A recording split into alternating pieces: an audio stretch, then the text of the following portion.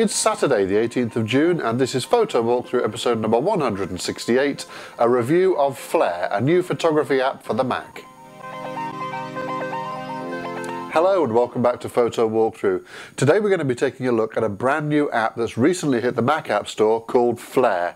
Unfortunately it's not going to be available to you PC users, but what it aims to do is bring the same sort of creative effects that you find in Hipstamatic or Instagram to your desktop with much more creative control. Let's take a look and see what it can do for us. Hello and welcome back to Photo Walkthrough. Today I'm going to be taking a look at a product called Flare that has just appeared on the Mac App Store. This is the answer to anyone that loves Hipstamatic on their iPhone, or any of those products that lets you produce really creative, interesting looking Lomo or Holga, or just generally creative filmic effects in your photography that takes it away from that clean, tidy, sharp digital look.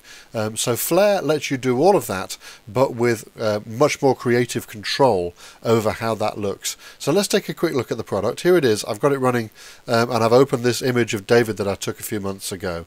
Let's start with the presets, because this is all about the presets. The idea is you bring a photo in here and you find a preset that suits the style of the image you're working on.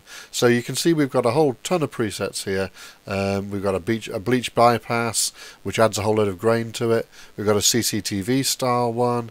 See, here's some of mine. There's a leaky cross process style, a mesochrome. There's loads of them here. Now I'm going to start off with here's a cross process style with an interesting border on it. I'm going to start off with this one, Cold in the Sun, because I just want to show you that you have got creative control over how this effect is built up. So if I click edit on this, we can see inside here, I'll just close up these triangles so you can see the blocks. We've got these little revealer triangles that let you take total control over each of the blocks. So you can see here, this one is made up of an exposure block, a saturation, brightness and contrast block, duotone, tint, vignette, and so on and so forth. And I can turn these individual blocks on and off. So if I turn off that duotone block, you can see that is affecting the image. And I've got tint blocks there. I can drag these up and down to reorder them if I want to. I'm going to put that back to the way it was. And of course I can add new blocks if I want to. We can delete them or turn them on and off as well. So let's start off by adding a saturation, brightness, contrast block, because I think this could do with a little bit more contrast.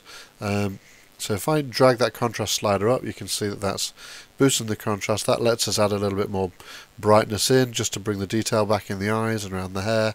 And of course we've got control over the saturation of these colours.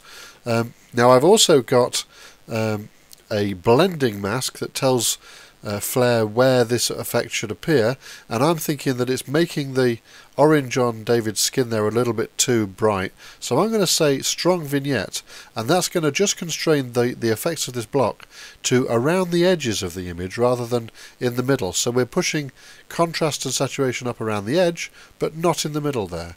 We've also got blending modes, which you might recognise from Photoshop here. If I click on normal, you can see we've got 8 blending modes available: normal, multiply, screen, overlay, darken, lighten, hard light and colour dodge. And we can choose those to determine how this affects the image, and we can also use these little back and forth arrows here to switch back and forth between the different blending modes. I quite like the look of that hard light one. It's perhaps a little dark. Let's just have a look at overlays, a little dark as well. Screen's not bad. I think we might end up back on multiply here, normal here rather. So we're back on our normal blending mode.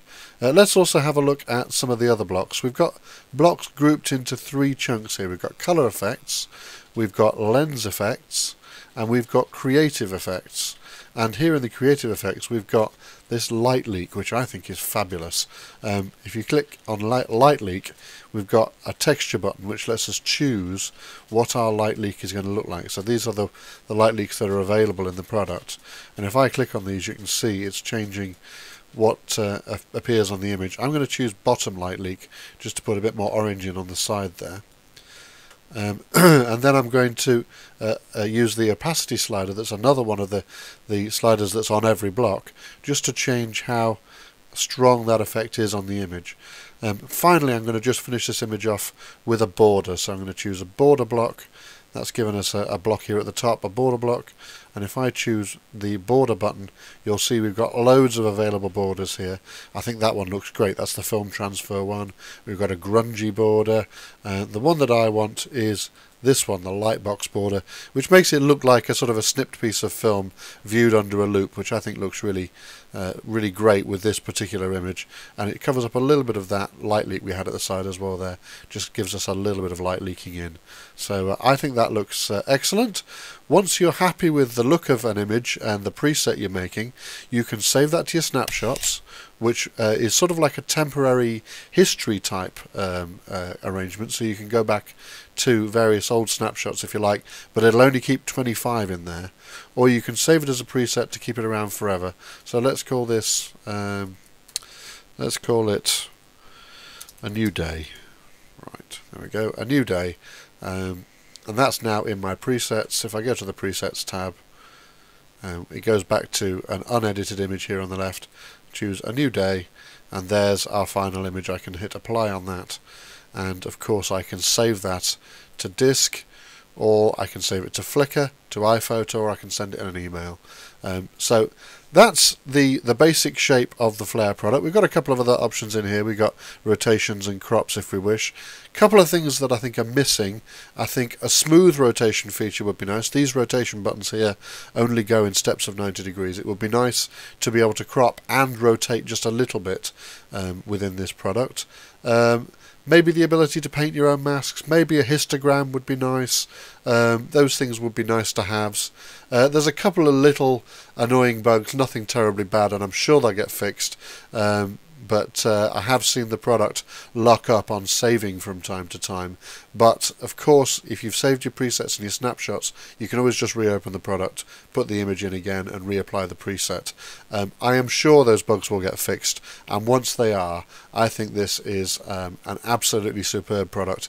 Gives you total creative control over some really way out effects, and I think you're going to have a lot of fun putting, turning your photographs into something really creative that you've never seen before.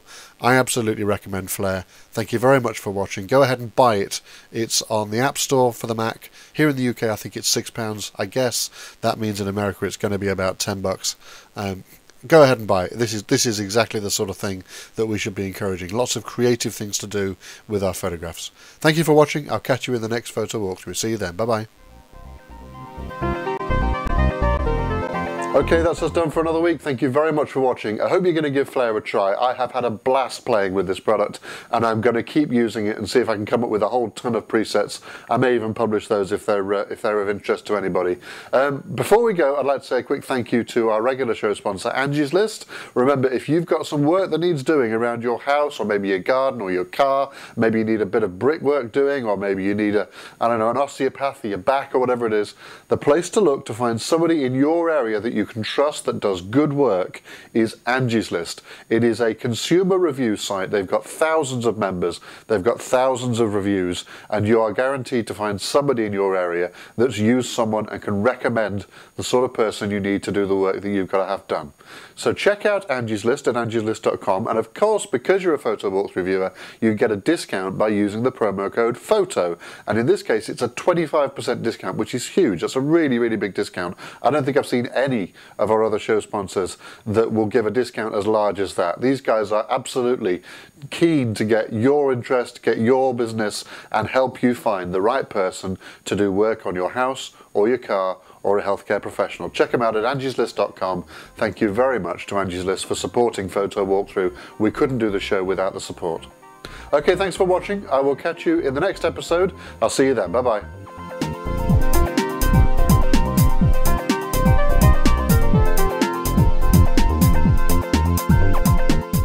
Photo Walkthrough is a free online video show about photography and digital photo editing using Photoshop and Lightroom. Please help support the show by using our sponsors' promo codes or by passing the promo codes on to your friends. Join the Photo Walkthrough community, find all the old shows, and subscribe to the new ones for free at photowalkthrough.com.